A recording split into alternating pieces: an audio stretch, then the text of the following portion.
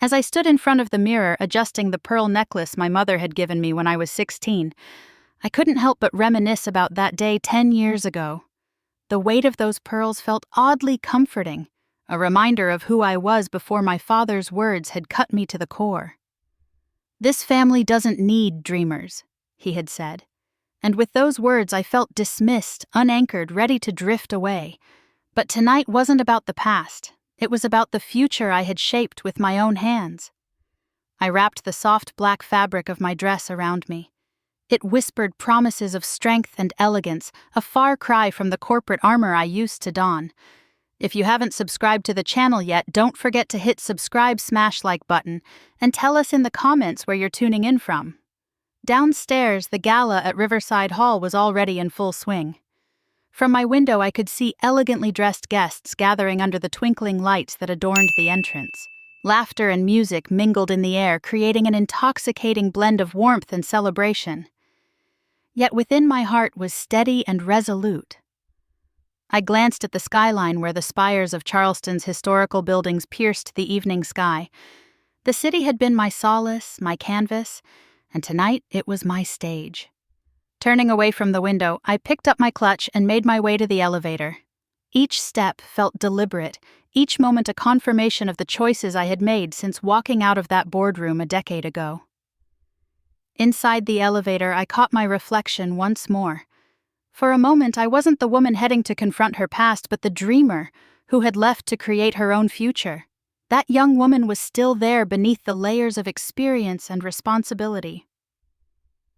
"You've got this," I whispered more to her than to myself as the elevator doors slid open onto the grand foyer of Riverside Hall. The atmosphere was electric with anticipation, the kind that tingles with possibility. People milled about, their chatter punctuated by the tinkle of glasses and the gentle hum of the string quartet in the corner. I scanned the crowd, recognizing familiar faces, some that looked like the past I had left behind, others tied to the legacy I was building on my own. As I entered the room, a few heads turned to look at me, a mix of recognition and curiosity flickering across their expressions. I exchanged polite smiles, navigating through pockets of conversations. Over there was Jonathan Marks, a family friend already a few glasses into the evening. And near the buffet, Karen Hawthorne, a former colleague, was discussing stocks with enthusiasm I once admired but now viewed with a nuanced understanding. Before I could mingle further, an unmistakable voice called out, "Madison!" It was my cousin Emily, her face adorned in surprise and a hint of genuine warmth. She wove through the crowd, her emerald dress sweeping along as she approached. "Emily, it's so good to see you," I replied, welcoming her embrace. She smelled of cinnamon and cloves, a comforting scent from childhood holidays. "What brings you back? I didn't expect to see you here tonight," she exclaimed, pulling back to study me, perhaps searching for signs of the bitterness she'd probably heard about. I smiled, keeping that answer tucked away for later, not wanting to spoil the surprise. "Just revisiting old haunts," I said, deflecting playfully. "You look amazing, by the way." "So do you, glowing almost? Have you met anyone yet?" Her words were laced with genuine curiosity. I shook my head. "Not quite yet, but I'm sure it won't be long." We chatted briefly, catching up on family news and small talk, though my mind was half focused on the moments to come. I wanted to savor this time, let the evening unfold naturally, revealing layers like the programs currently playing at the theater across the street. As our conversation wound down, Emily excused herself to greet others, and I took a breath, feeling the rhythm of the evening settle around me. I turned towards the large glass windows, gazing at the familiar yet constantly evolving cityscape beyond. My thoughts were interrupted by the old melodies of the past drifting from the quartet's strings. They were playing a song I knew too well, the song that had played during my last family gathering in this very hall. I moved to the edge of the room, finding a secluded spot where I could observe without intrusion. I had become a master at this over the years, watching quietly until the moment was right to step into the spotlight. The night was young, and though the shadows of my past were here casting their long reach, I felt ready. Ready to speak if I must, but more so ready to show them. A crowd of well-meaning strangers and familiar faces alike, that I had found my place not within the shadows of their expectations, but in the light of my own achievements. It was just the beginning of the night, but it felt like the culmination of something so much more. The clinking of forks against fine china echoed in the grand dining hall. Soft jazz played lazily in the background, setting the scene for an elegant celebration that seemed as though it had been frozen in tradition for decades. I sauntered past tables draped in white linen, feeling like an outsider in my own world. My father Richard was at the head of it all, shaking hands and exchanging lofty greetings with Charleston's elite. He seemed every bit the business icon his reputation promised, an image meticulously polished over years of public life. "Mr. Mayor, a pleasure as always," he enthused, his voice booming with a charisma that could light up the room. From the corner of my eye, I noticed Evelyn, my mother, hovering by his side like a shadow, her expression composed and distant. Her smile advised me to toe the line like she had warned countless times. "Don't embarrass your father." My brother David stood amidst a cluster of suited men, his stature a reflection of our father's ambition. As he recited operative phrases about law and legacy, people listened intently. He was, after all, Richard Cole's designated successor, a narrative perfectly curated for evenings like this. "Good evening, Ms. Cole," the receptionist greeted warmly as I entered the hall. I flicked a glance toward Evelyn, her eyes firmly rooted elsewhere, a deliberate dismissal that cut deeper than I cared to admit. My father's gaze landed on me with the precision of a hawk. "On time for once?" he noted with a small tight smile meant for the cameras, though the words were for me alone. We gathered at the family table, an opulent spread where the conversation bubbled with talk of investments and futuristic development projects. The group's laughter resonated with an ease I envied. Richard turned towards me abruptly, his question casual but pointed. "Still managing that quaint little venture of yours?" His phrasing turned my work into a punchline. "It's enough to keep the lights on," I replied with equal parts truth and sarcasm, eliciting chuckles from those who missed the nuance. I excused myself after a while, drawn to the edges of the room where shadows were longer and whispers softer. The grandeur around me, including the glistening chandeliers and polished marble floors, lacked something crucial: authenticity. Everything sparkled here, except sincerity. A sudden desire to escape hit me, so I stepped onto the balcony outside. The air was a welcome bite of reality, cool and invigorating against my cheeks. Below, the city hummed with its own kind of life, one that felt far more genuine than the orchestrated performance inside. As I watched the streetlights flicker to life in the dusk, I heard footsteps, soft and measured. David appeared beside me, his presence a surprise but not unwelcome. For a moment we stood in silence, watching the world unfold. "You ever think there's more to it than this?" I ventured, testing the waters of vulnerability.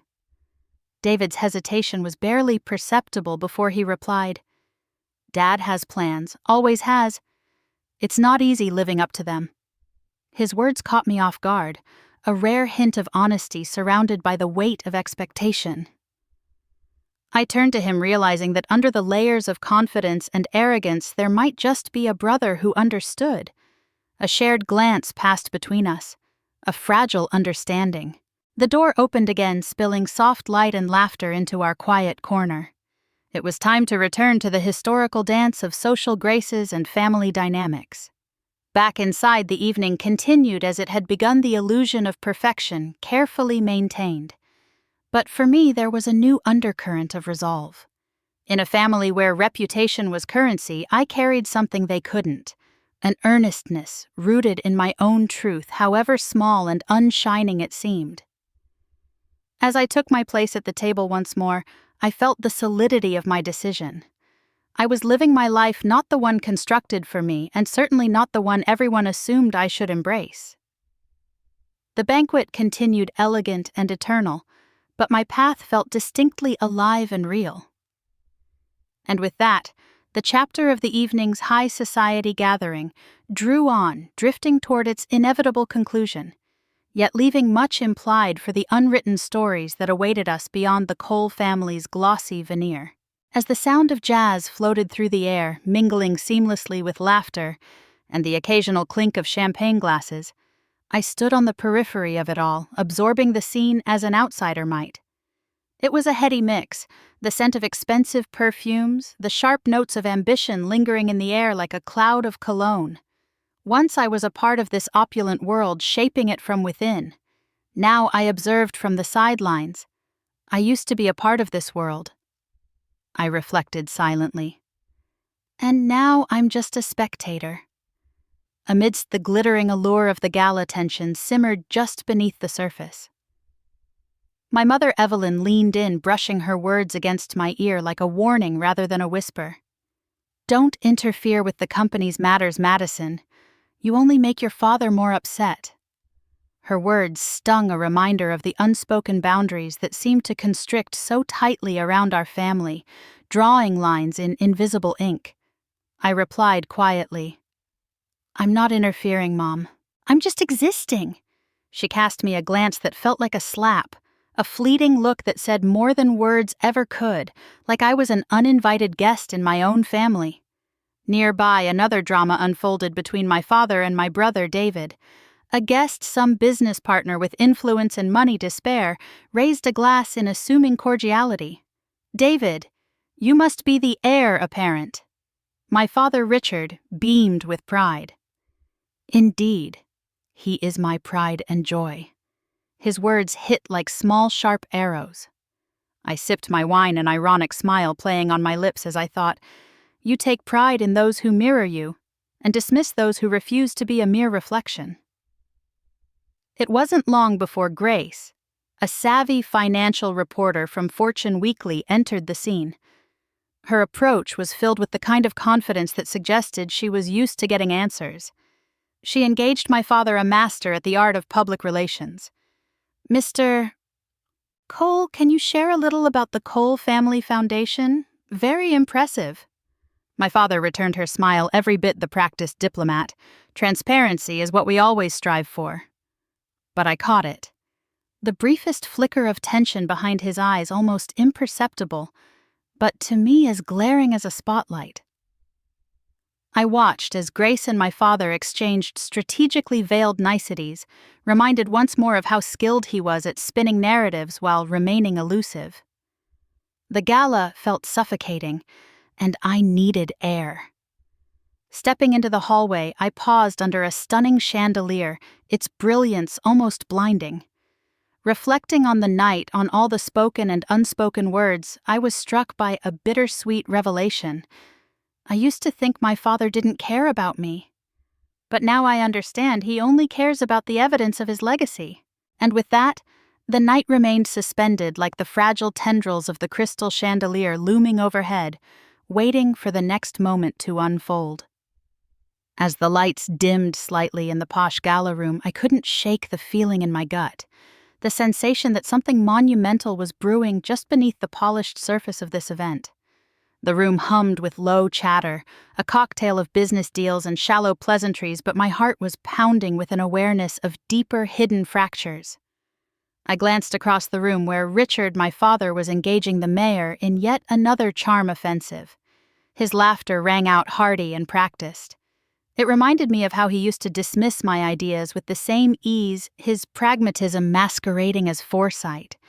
He was a skilled illusionist, simply spinning his webs of deception. Madison Sophie's familiar whisper pulled me back to the present. She had subtly joined me behind the decorative plants lining the room's perimeter, an impromptu retreat for when the crowd became too much. "We're all set. Thomas is in position. Grace has the documents." Her eyes were bright but wary, fully aware of the gravity of our clandestine operation. "Good," I replied, nodding slightly. "We just need to keep cool and wait for the right moment." Even as I spoke the words, my eyes drifted involuntarily toward my mother Evelyn. She was standing a few feet away, surreptitiously slipping a thick envelope into Michael Reynolds's hand. The sight made my stomach churn with unvoiced questions. My resolve steeled as I approached her, doing my best to mask the confrontation stirring within me. When I was close enough, Evelyn's response was immediate, her voice icy and controlled. "You don't need to know everything to be happy, Madison," she advised, the words taut with long-held authority. "But pretending ignorance isn't bliss." "Mother," I countered, a quiet defiance underlying my tone. "Living in falsehood. Is that happiness, or just a delayed reckoning?" Our eyes locked for a moment. A silent clash of wills. Without another word, she turned away, leaving me standing amidst the bubbling tension that threaded the Gala's undercurrents. Moments later, my phone vibrated in my clutch, bringing me another thread to unravel. "Sophie, again concise and to the point, Grace wants to see you immediately after the speech." My breath caught slightly in my throat. The timing of it all was poised on a knife's edge. As the evening was set to crescendo with Richard's address, I knew everything was balancing precariously. I maneuvered through the crowd, brushing past clusters of familiar faces without really seeing them, wrapped in the cocoon of my own thoughts. A voice in my head narrated the evening's potential outcomes. Either our carefully laid plans would crack open the facade my family guarded so zealously, or I'd be the disappointed daughter obligated to swallow another bitter pill of familial loyalty. Suddenly, the room was quieting a ripple indicating that the speech was commencing. Richard ascended the small dais at the room's forefront, exuding an aura of practiced authority. There, standing on the precipice of revelation and wreckage, the weight of years felt like a specter watching our intricate dance of loyalty and deceit. In my anticipation, intertwined with dread and a flicker of hope, the bridge between pretense and truth seemed so thin, almost translucent.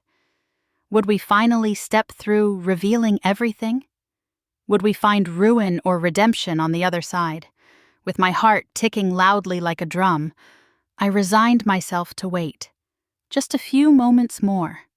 Until the speech had ended, when Grace would hopefully uncurl from the enigma she held. The music played on lively and bright, but a strange heaviness settled over me. I could feel eyes tracing my every move, the whispers echoing like distant waves crashing. Grace and Michael had left the table together, sparking another round of murmurs that seemed to swell and rise above the festive din. Everyone here seemed to understand a narrative I wasn't privy to, making me an outsider at my family's event. Richard's voice sliced through the air, a toast commanding attention. "To those who truly deserve to be here." The words were clear, pointed, a subtle proclamation entwined with the sound of clinking glasses. He was using this gathering, the annual gala of the Cole family, not just to celebrate but to affirm his dominion. Someone to my right, a close friend of Richard's, chimed in, "David is the brightest hope for the future." A ripple of agreement swept across the assembled guests. Richard's laughter boomed, carrying across the room, thrumming in my ears. He's always been my pride. A chill ran through me. It wasn't Richard's choosing David that stung, but that I had never been the one chosen.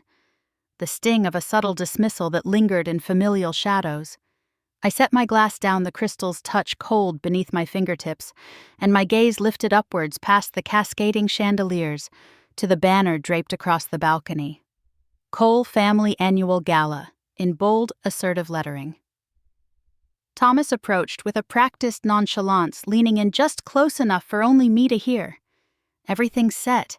They'll call you up after Richard's speech." I nodded, my heart a chaotic flutter, a mixture of anxiety and anticipation. A volatile blend of emotions, fear and hope intermingling dangerously. The Christmas lights shimmered, their glow dappled across the banquet table, breaking into fragments upon the wine glasses.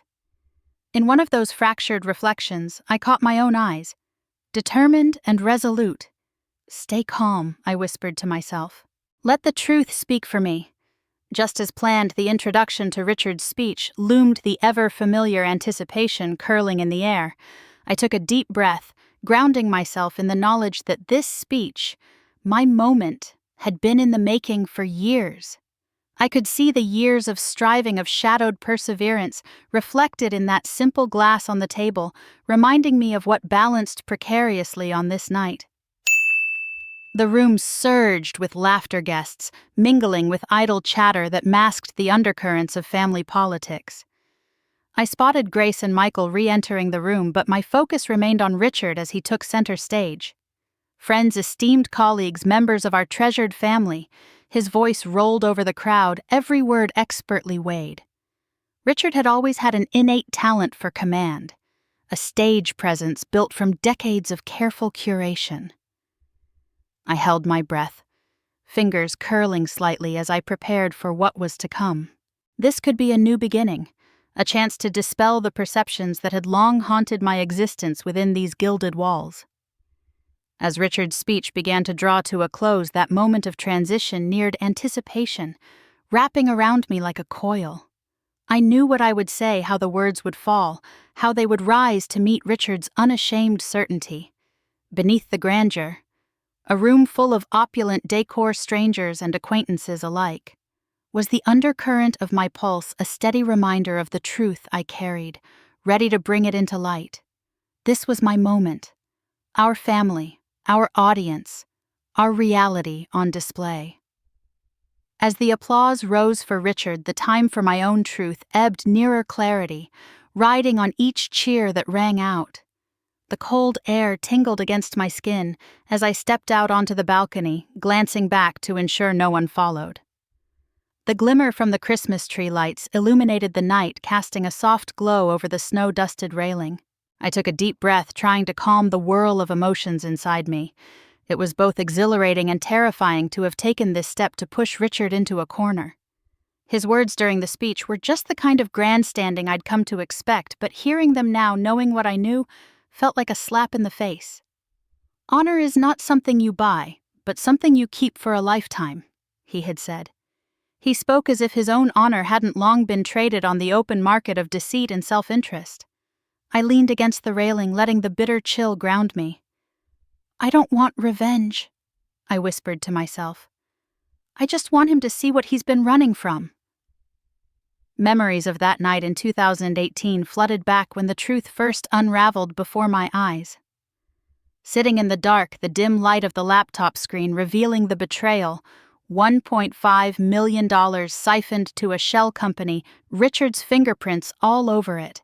Tonight, hearing Grace on stage had rekindled that simmering fire. Transparency is the foundation of trust. She had said her words clear and direct. Silence fell across the room like a heavy blanket, palpable and suffocating. For a moment, I had thought Richard would confront her, but he just smiled his tight, rehearsed politician's smile, thanked her, and exited the stage, leaving a trail of whispers in his wake. I pulled my coat tighter around me and looked up at the sky. Snowflakes drifted lazily down, as if time itself had slowed. The stillness was broken by the vibration of my phone in my pocket. I hesitated, then pulled it out to see a message from Sophie. "Images sent. Grace confirms the story goes live in the morning." A sense of resolve settled over me. The die was cast. "The Christmas fire is burning." I murmured, my words dissolving into the frosty night. "No one will be able to put it out now." I allowed myself a moment to let that reality sink in before turning to go back inside. Before I left the balcony, I paused, taking it all in. The cold, the lights, the hushed anticipation hanging in the air. There was no turning back, and somewhere deep within that realization, I found a strange calm. Richard might try to spin this damage control with the charm and cunning that had gotten him this far, but this time people were watching and they had evidence. Grace's determination to unravel his schemes to bring truth to light was unwavering. In this moment, I clung to the hope that we were doing the right thing. The party continued within a facade of normalcy over the brewing storm. I rejoined the crowd, weaving through clusters of laughter and cheer, the warmth within contrasting sharply with the cold clarity outside. I caught snippets of conversations, festive chatter mingling with speculation, sparked by Grace's unexpected announcement. Finding Sophie near the bar, I made my way over. Her eyes met mine with a mixture of excitement and apprehension. "Tomorrow, everything changes," she said, handing me a drink. I nodded, taking it with a shaky hand. We clinked glasses with a silent vow that echoed between us.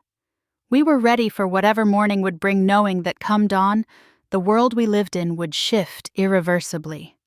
For the rest of the night we stayed close, our conversations deliberate yet casual, each one a tiny reassurance that we weren't alone in this. And though the evening wore on, much the same way parties do, beneath the facade, a new reality was emerging. By the time I left the party, the snowfall had grown heavier, blanketing the sidewalks, eerily beautiful in its quietude. The city seemed to hold its breath eagerly, awaiting the revelations of the new day. As I walked home, I couldn't help but feel a surge of determination. Maybe this was how you rebuilt trust. A spark, ignited by truth, fanned by courage, spreading with unstoppable honesty. The fire was indeed burning, and tomorrow would only be its beginning.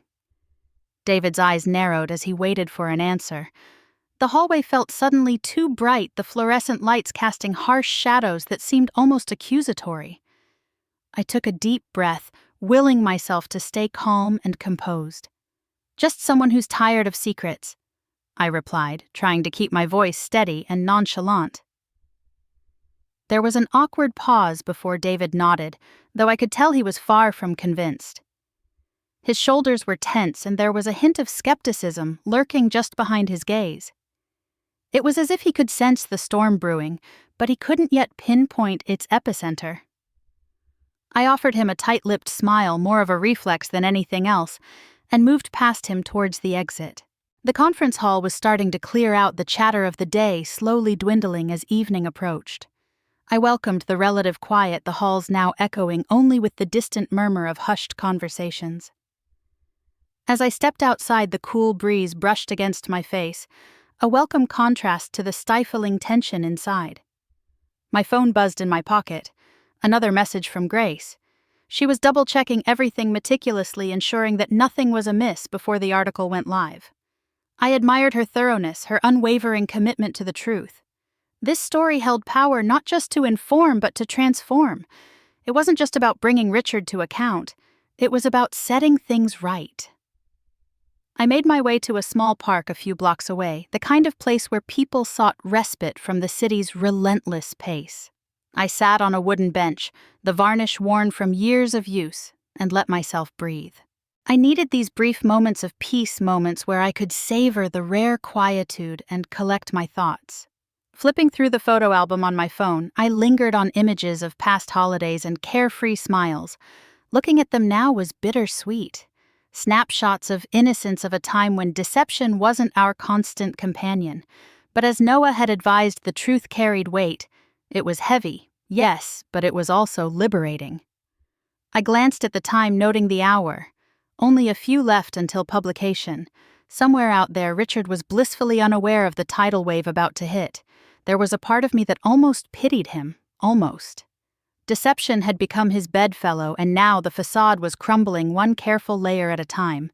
Grace's article would be thorough. It always was. I trusted her to lay out the facts without bias. It would speak not just to Richard's wrongdoings, but to a larger issue, shedding light on the imperceptible web of deceit spun through corporate channels. It was no longer just about him. It was about the system, about accountability. My phone pinged again. This time a message from Noah. "Thinking of you. Stay strong." Simple words, yet they carried a profound comfort. Noah had been my rock during this tumultuous journey, offering guidance without judgment, advice without expectation. His unwavering belief in justice was contagious, his support unwavering. The sun began to dip below the skyline, painting the horizon with hues of pink and amber.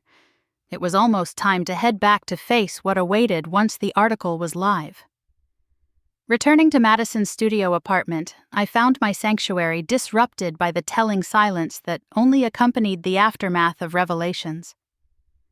As I unlocked the door and stepped inside, I felt a strange mix of anticipation and dread.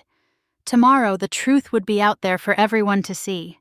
Tomorrow, Richard would have to face himself in a new, unforgiving light.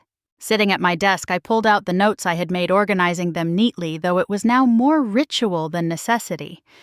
Everything felt poised on the precipice of change.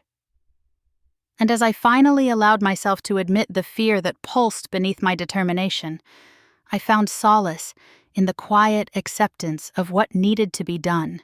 I would see this through, no matter the cost. For Richard, for the people he'd deceived, and most importantly, for the truth that had been elusive for far too long. When my phone rang, the sound sharp in the stillness of my apartment, I didn't flinch. It was Grace, her voice firm and ready as she confirmed, "It's going live in an hour, you okay?" I breathed out the tension in my chest, feeling the release of a weight I'd carried for far too long. "Yeah, Grace? I'm ready." And with that, I prepared to watch as the world we knew shifted with the new dawn. As I watched Mom walk away, the shadows from the twinkling Christmas lights seemed to follow her. The air was thick with the scent of cinnamon and pine, the typical holiday aromas, but instead of feeling warm, they left a bitter taste in my mouth. I stood there, rooted to the spot by the Christmas tree, feeling a mix of anger and relief settling over my shoulders like a weighty scarf. The party hummed around me, oblivious to the silent confrontation that had just unraveled. Laughter and camaraderie floated from other tables, but I couldn't tune in. I was trapped in the whirlwind of my own thoughts, where the echoes of Mom's words reverberated coldly. After a moment, I turned my attention back to the room. My eyes flitted to the podium where the speaker was now congratulating the families before announcing the recipient of the Community Award. The irony that our family, was being celebrated for supposed harmony was not lost on me. My gaze shifted to Dad, who stood among them with his usual air of charismatic confidence. He wore the disguise of sincerity as well as his crisp business suit. There were waves of applause as David, my younger brother, took the stage to accept the award on behalf of our family. Leadership qualities. Dad had once said, praising David for simply showing up while my accomplishments were buried beneath layers of expectation. I started to drift back towards our table, attempting to move quietly through the sea of guests. But I wasn't fast enough. Madison! My sister-in-law Clara beckoned with enthusiasm. Her red hair, like a fiery beacon, made her hard to ignore. I forced a smile and approached her, noting the surprising warmth in her hug given our standard, polite interactions. "You missed the announcement," she said, eyes wide with light-hearted reprimand. "David's speech was actually not half bad. You should have been up there too." I shrugged a nonchalant gesture that felt more like armor than indifference. Maybe next time, I replied, though we both knew that next time rarely included me. She linked her arm with mine and we began walking back to our table. For the briefest moment, her presence was a comfort. Clara had a way of smoothing over rough edges, a trait I both envied and respected. "It must be strange, huh?" she mused, her voice dropping to a whisper. "All this talk about family, yet so much left unsaid." I nodded, grateful for her subtle acknowledgement. It felt good to have someone in my corner, even if just on the sidelines. Before I knew it, we were back at the table. The chatter resumed around us, a facade of normalcy hovering in the air, but my mind lingered on what lay beneath.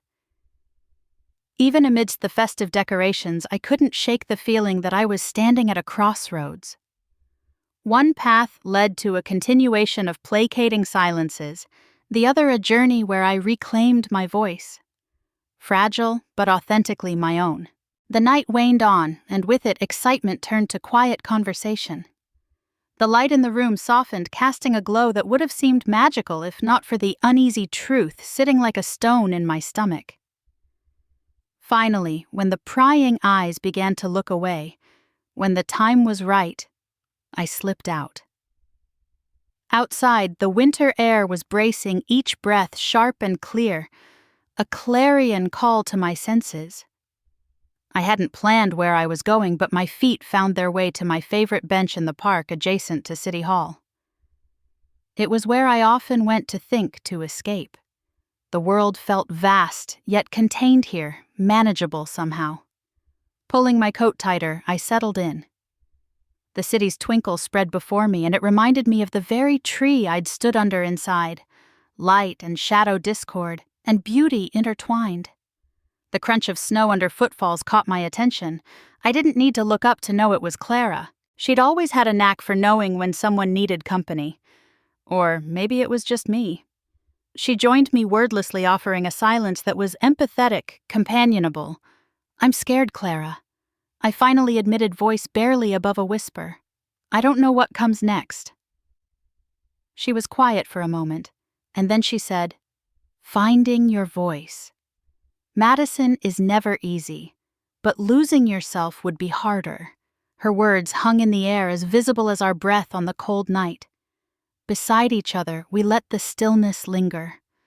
A promise unspoken, an understanding that the road ahead, though daunting, began with this very personal revolution. In that moment, I knew I wasn't alone, and for the first time in a long while, that felt enough. As we sat, the cold slowly seeped through my coat, urging a retreat back to the warmth of the indoors. But beneath it, a flicker of warmth remained. It was small and fragile, but it was there, a resolve that felt like the first step towards reclaiming a long-lost truth. I stood Clara following suit, and together we walked back inside, stepping into a future where my voice mattered. That night, the crystal chandeliers of Riverside Hall sparkled like stars, mirroring the astonishment on the guests' faces. As I stood there, my heart pounding in my chest, I couldn't help but look out at the sea of stunned expressions. The applause had yet to start. Disbelief held their hands still. I caught my father's eyes across the room, wide and searching. He never expected this. I felt the weight of the moment soberly. This was it. The culmination of years spent brewing beneath the surface, years of calculated restraint. Thomas spoke again, trying to break the silence with his authoritative tone. "Indeed, Cole Capital Partners have been instrumental in orchestrating tonight's success. Please join me in again thanking Madison Cole for her unprecedented generosity."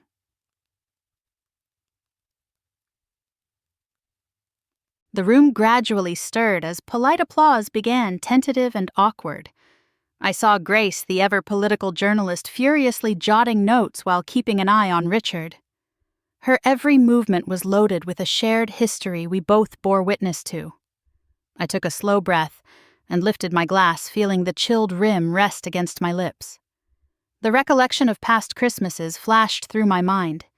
Some filled with laughter, others with tension, masked by ornate decorations and forced smiles. This was a different kind of celebration altogether. "To new beginnings," I said quietly, but the symmetry of the room's high ceilings amplified my volume, reaching every corner of the hall. My words seemed to echo back to me, bouncing off the marble pillars and joining the ambient hum. Richard's expression shifted to one of denial, his mind clearly racing for a lifeline. The man I knew as my father wore a veneer of composure, yet his clenched jaw betrayed him. Amidst the flashes of cameras and whispered speculations, he stumbled slightly, reaching for a severed connection that would save his carefully constructed world. I couldn't let pity reclaim the narrative. I took deliberate steps forward, crossing the floor of scarlet and gold until I stood at the foot of the stage, close enough to feel the heat of the spotlight joining me with a dozen prying eyes. I hope tonight serves as a reminder. I began, my voice lingering over each syllable, that the truth, no matter how deeply buried, will always find its way into the light. A ripple of murmurs ensued, like the growing trickle of a stream finding its path. Faces turned opinions formed silently among attendees who were more accustomed to whispers and niceties than confrontations with truth.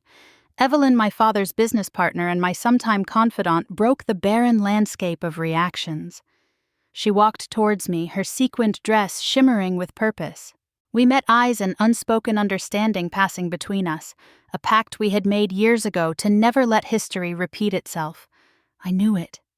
Evelyn breathed as she reached my side, her voice low but steady. There was a spark there, something that said redemption was not out of reach. Spontaneously, David approached wearing an awkward grin that seemed irresolute given the circumstances. Madison. I don't know whether to congratulate you or ask what's next. Either way, I'm impressed. The support, albeit cautious and reluctant, trickled in like the warming glow of dawn. I nodded my thanks to those around me, cherishing this uncharted territory. With the immediate drama subsiding, the room adjusted to its new equilibrium. Conversations resumed with increased vigor, and somewhere in the background the band resumed their soothing jazz, its soulful notes blending with an air of curiosity and expectant whispers. I felt a gentle tug on my arm, turning to see Sophie, my assistant who had been my steadfast ally behind the scenes. Her eyes were bright with pride, layered with the relief only a long journey's tale could tell. You did it, Madison. It was a risk, but you did it. I smiled, heartfelt and relieved, acknowledging the tightrope we'd walked. This is just the beginning, Sophie. We've got a lot more to do. The hall, now alive with renewed energy, reminded me of the potential locked within these gilded walls. Potential I intended to unlock. My father's shadow would no longer cast over my future. And as the evening drew into the deep hours of winter night, I knew I had taken the first step on a path wholly my own.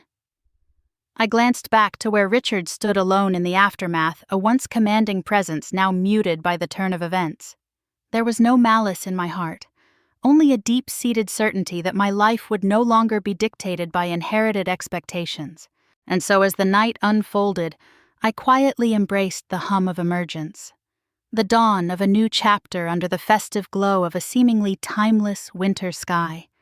The dance of words and actions continued to thrive around me, drawing us all inevitably into the intertwined fabric of choices and chances, where every secret once unveiled sowed the seeds of transformation.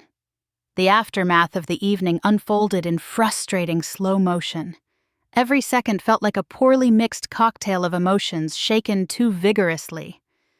The tension still buzzed in the air like static electricity clinging to every breath as people whispered and shuffled out of the dimly lit hall. I stood there feeling the weight of what had just transpired at the gala pressing down on me. David was the first to catch up with me, his footsteps rapid and unyielding. "You had to do it, didn't you?" he demanded, his voice barely masking his anger. "Why, David, it was inevitable," I replied, striving for calm, but hearing the edge in my own voice. Richard's choices, his silence. That's what turned tonight into a spectacle. David scoffed, his eyes burning. "And what are you exactly the hero here? You're pulling the rug out from under your own family." "No hero," I said, brushing a non-existent stray hair back behind my ear as I collected my thoughts. "Just tired of pretending everything's okay when it isn't." He opened his mouth, the words poised on his tongue, but something made him pause. Maybe it was the resolve in my eyes or the quiet plea hidden behind my defiance. Instead of pressing the issue, he sighed heavily and ran a hand through his hair, looking momentarily lost. We stood there for a moment longer, aware that maybe this was a turning point neither of us fully comprehended. But the silence stretched too thin, and with a reluctant nod, he turned and strode back toward the fading commotion. I took a deep breath, feeling the oppressive tension in the hallway ebb slightly, but never truly dissipate. This family had been dancing around truths for too long, like moths flitting around a flame they wanted to pretend wasn't there. I needed some air, some clarity away from the suffocating walls of expectation and whispers of family legacy. Pushing the heavy door open, the night enveloped me in a cool embrace. The moon hung heavily in a star-clad sky, casting a silvery light over the world. Each step crunched softly against the gravel of the path, leading to a quiet garden at the estate's edge. A place where I could breathe without feeling the weight of judgment bearing down on my chest. Moments later, the sound of slow, deliberate footsteps disrupted the stillness. I recognized Richard's silhouette before his face caught in the moonlight. He seemed older, frailer, The conversation loomed between us unspoken at first, yet inevitable as my father hesitated at the path's edge. "You've taken the torch and burned bridges," he said, his voice hoarse, laden with a complex blend of anger, disappointment, and perhaps a grudging respect. "You know it had to be done," I told him, crossing my arms, holding my ground. "Pretending doesn't protect anyone. Least of all you. Protect." His laugh was a hollow, bitter shadow of amusement. "I was protecting this family." "No," I replied, shaking my head, refusing to let him romanticize his culpabilities. "You were protecting an image." He turned away, shoulders slumping, the facade of invincibility cracking as he faced the shimmering darkness of the expansive gardens. A minute passed, or maybe it was an hour. Neither of us spoke, the quiet eventually settling between us, not as enemies, but perhaps understanding competitors. I shifted my gaze upwards, the sky infinite and indifferent, a comforting reminder of a world beyond this evening. "I suppose we're at an impasse," I finally said, breaking the silence. A small nod from him, as if conceding that point, was all he had left to offer. It seemed so he acknowledged voice wrapped in weariness. And there it was, the closest thing to an agreement, however fractured and tenuous it might be. Without another word, he turned and walked back towards the house. I lingered a little longer, absorbing that notion of closure, however incomplete. The night whispered around me as I considered our next steps, both of the family and my own. The choices left before us were like shards of glass, sharp and scattered, but they were ours to navigate or reshuffle. With a final deep breath, I too turned toward the house, ready to face the tomorrow that awaited beyond tonight's revelations. The early morning light seeped through the clouds as I perched on a bench by the Charles River, sipping the last of my lukewarm coffee. The winter air nipped at my cheeks, a stark contrast to the warmth filling my chest as the headlines blared on every device around me. "Coal Foundation under investigation," they read with Richard's weary face plastered on each cover. I had chosen this small cafe as my refuge, a place where Sophie and I often met to untangle the webs of our lives. She arrived just as the barista called my name, holding her cappuccino with a practiced ease. "How are you holding up, Madison?" Sophie asked, concern etched into her features as she settled opposite me. "Surprisingly well," I replied with a soft chuckle. "Finally feels like everything's falling into place." She stirred her drink slowly, eyes narrowing thoughtfully. "You know they might go after him hard. He could face real consequences." I met her gaze, that familiar sense of closure washing over me. Justice will decide his fate. My role in all this is over. The words flowed easily, but my mind wandered back to a bitter day in 2015. I could still hear Richard's voice echoing in the sterile corridors of his empire, declaring, "You'll never have a place here." Well, Richard, I found a place I mused not within your company, rather somewhere more meaningful. In my own life. Returning to the present, I glanced out at the river as gentle snowflakes began their quiet descent. The world paused, frozen in anticipation. My phone buzzed, and I pulled it from my coat pocket to find a message from Aunt Margaret. "Proud of you. Justice doesn't need a clamor to be heard." Her words were as reassuring as a hug. Smiling to myself, I looked up just as the television above the counter flickered to life with breaking news. Richard was being summoned for questioning by the authorities, his face a mask of disbelief and defiance. I took a deep breath as I watched the narrative unfolding just as I had hoped. Karma doesn't knock. It simply arrives when it's meant to. Sophie reached across the table, gently squeezing my hand. "You've done something incredible, Maddie. Not just for yourself."